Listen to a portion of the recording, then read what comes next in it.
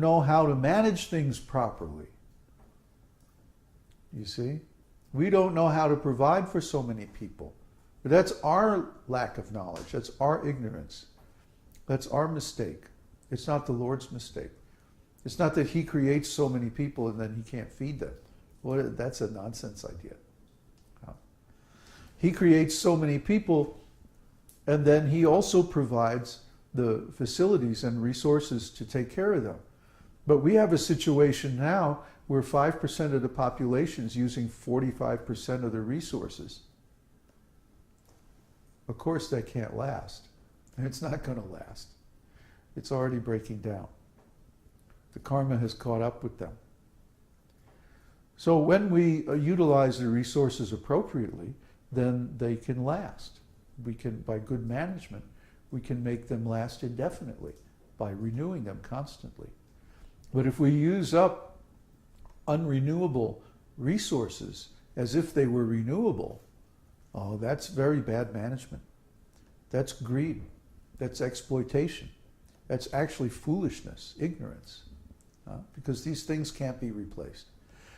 If we cut trees for wood and build houses like these, there's so many here. There's so many managed forests, tree farms, basically, where they cut the trees and then they immediately plant new trees to take their place, and they do it progressively, like 40 acres at a time.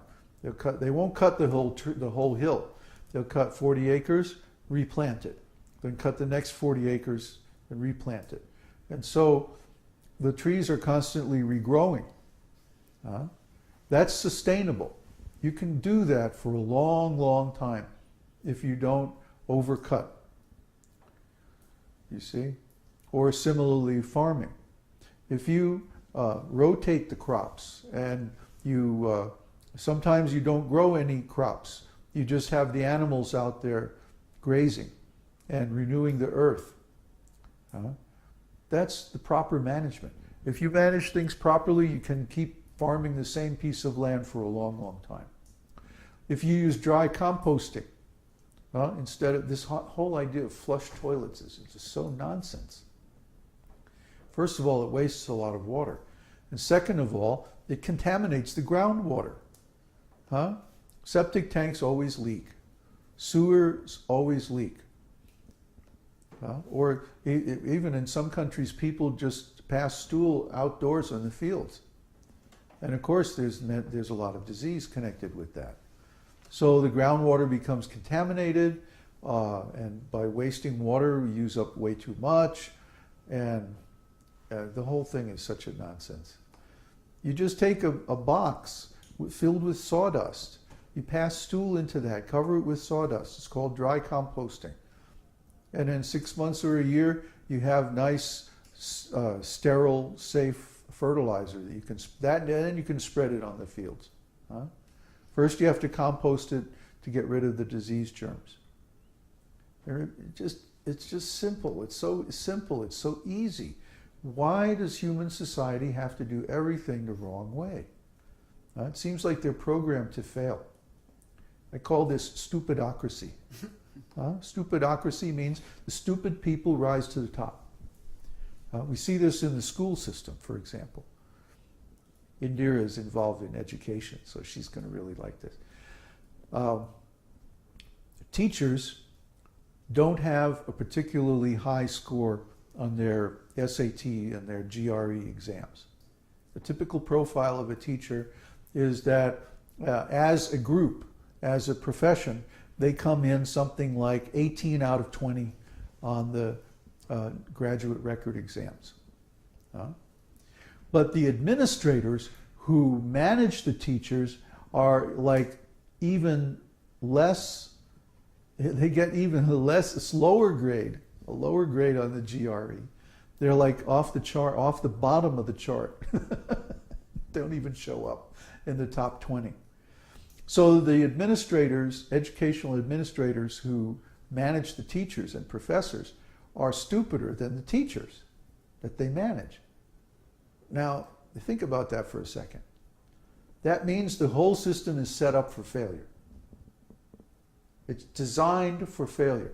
Law enforcement and politics works the same way.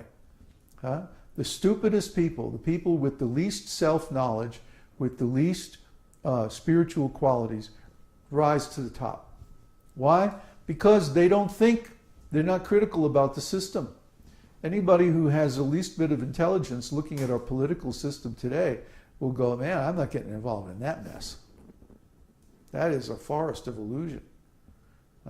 Lies, lies, lies. So no intelligent person is going to get involved in that. Similarly, nobody would want to be involved in the educational system if they had any common sense. It's such a mess. So the really good people don't get involved in these fields where stupidocracy rules.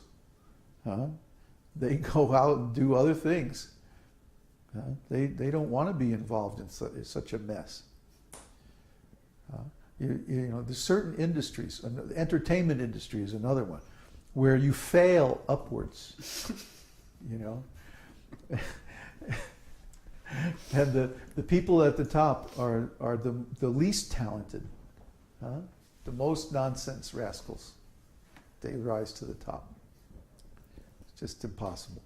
So who wants to be involved with that? Yet, if we had properly designed management in human society, then all these problems could easily be solved. We have the knowledge. It's there in Śrīmad-Bhāgavatam. It's there in the other Vedic scriptures. We have the knowledge. We can run a peaceful planet where everyone is properly engaged and they eventually attain spiritual realization. We know how to do that. But as long as stupidocracy is the accepted system, it can't be implemented. Not on a wide scale anyway. Maybe in a small community. So that's our positive alternative. We're saying give up stupidocracy and instead start listening to the smart people. Let them run things. They know how to do it. And the Vedic knowledge, of course, is the ultimate source of the practical knowledge of how to do this. So why not accept Vedic knowledge? You save so much time. You don't have to make experiments. We don't need research. All we need is to know what's in the Vedic scriptures and follow that. It's all good. It works completely perfectly because it comes from a higher intelligence, way beyond human intelligence. So. There's a question from Devesh. Does the realization happen gradually or does it happen at once after going through the process? In the context of Paramatma. Both. It happens gradually, but then all of a sudden you make a leap. See? It's a quantum process. Just like if you, for example, you put energy into any quantum system, like an atom. You put in photons and many photons, and then all of a sudden the electron takes a leap out to a higher energy state. He said, well, where did all those photons go? They apparently didn't have any effect until suddenly one photon over the line and boom, goes up to a higher state. So similarly, in spiritual life, we'll work on ourselves, we'll prepare, we'll do sadhana, we'll purify ourselves, we'll do service, and so many years go by. And then all of a sudden, one day, boop, we realize something. Actually, that realization has been building for a long time. Gradually. And then one day, all of the background conditions are there, and we get a sudden insight, sudden enlightenment. But the preparation for that may have taken years. So the answer is both. We don't make sudden progress in the sense of, one time I had a boy ask me in Hawaii, I was telling him, you should chant this mantra. He was going, well, I tried that. It didn't work. I said, oh really? You chanted Hare Krishna? Yeah, I chanted for a whole afternoon. And nothing happened. You know, it's like people are so used to instant gratification, just take a pill and trip out and whatever, that they think the mantra is supposed to work like that. Well, how can it work like that? Because the mantra works by accumulating impressions in the mind. And our minds are already full of so many material impressions. It's going to take some time to counteract those and change your consciousness. But you can do it if you make it a routine every day. How do people accomplish great things? If you look at the lives of great people, people who did something really significant, they have one thing in common. They persevere. They work